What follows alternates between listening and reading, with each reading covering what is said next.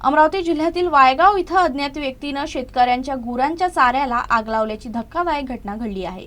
या घटनेमुळे आधीच संकटात सापडलेल्या शेतकऱ्यांसमोर जनावरांच्या चाऱ्याचा गंभीर प्रश्न उभा राहिला आहे।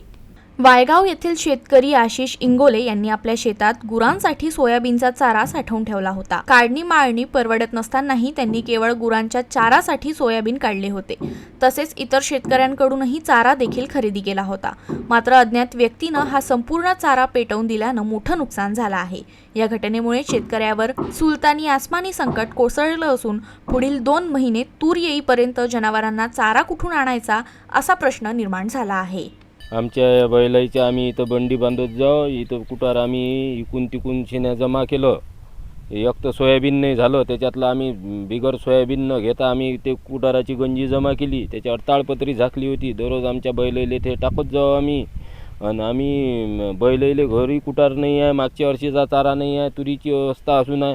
आता आमची गंजी पेटवली तर आम्ही काय चारावं या ढोराईले आणि काय करावं, काही ते एक तर सोयाबीन नाही झालं आणि असे जर पेटवत राहीन तर पुढं आमची तूर आहे इथं अजून पेटवल्या जाईन तर आम्ही काय करावं। ही एक तर अतिवृष्टी झाली, काही सोयाबीन काहीच नाही झालं।